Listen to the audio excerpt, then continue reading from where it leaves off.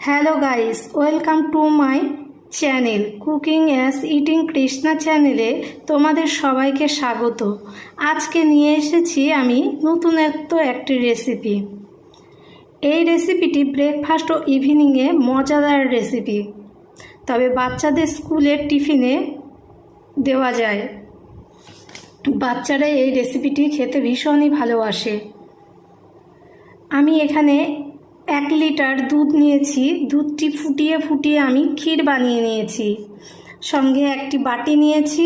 ওই বাটির মধ্যে আমি প্রথমে 2 চামচ বেসন আর 2 চামচ চালের গুঁড়ো নিয়েছি সামান্য হলুদ আর নুন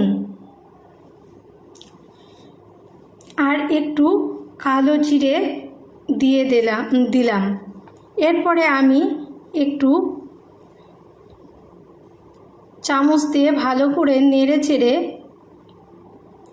অল্প অল্প করে জল অ্যাড করব। একবারে জল দিয়ে দেব না, কারণ ব্যাটারটি আমার পাতলা হয়ে যেতে পারে। তাই অল্প অল্প করে জল দিয়ে আমি ব্যাটারটাকে মাঝারি মতো গ্রেভিতে ফেটিয়ে নিয়েছি। তবে আমার আগে থেকে ক্ষীর করে যে রেখেছিলাম, ওই ক্ষীরটি আমি ব্রেডের মধ্যে দিয়ে দেব। এক সাইড করে দিয়ে দেব এবং পাশ করে দুটি মুড়িয়ে দেব। এইভাবে আমি কয়েকটি করে নিলাম।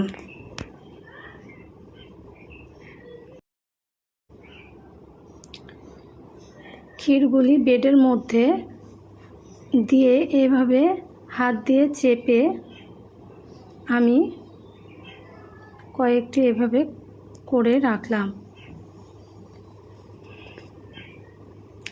তবে এইভাবে করে দেখবে, বাচ্চা থেকে বড়দের সবারই ভালো লাগবে ভীষণ। আর ক্ষীর তো সবারই ভালো লাগে। আর ক্ষীর দিয়ে একদম ছটফট এই রেসিপিটা হয়ে যায়।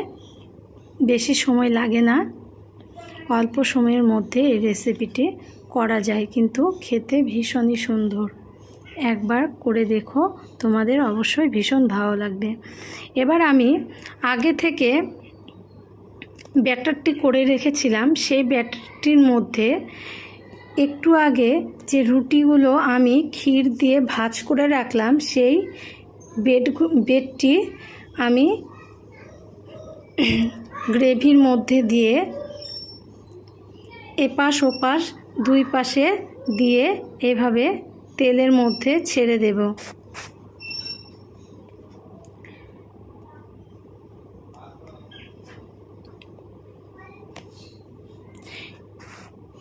কিছু 2 মিনিট পর আমি এগুলো উল্টে পাল্টে দেব।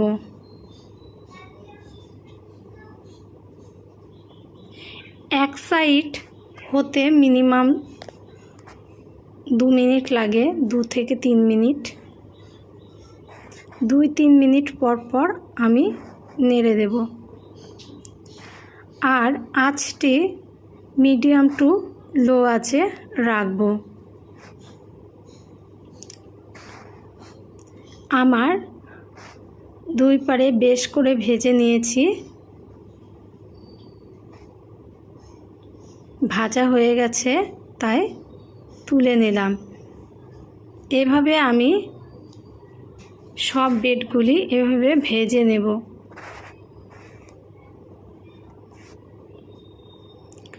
আমার ছেলে এই রেসিপিটা খুব ভালোবাসে। ব্রেড ক্ষীর ফ্রাই খেতে ও খুব পছন্দ করে। বলে মা, মাঝে মাঝে বলে, মা একটু ব্রেড ক্ষীর ফ্রাই করো না। তবে আমারও ভীষণ ভালো লাগে রান্না করতে। আমার রেডি ব্রেড ক্ষীর ফ্রাই।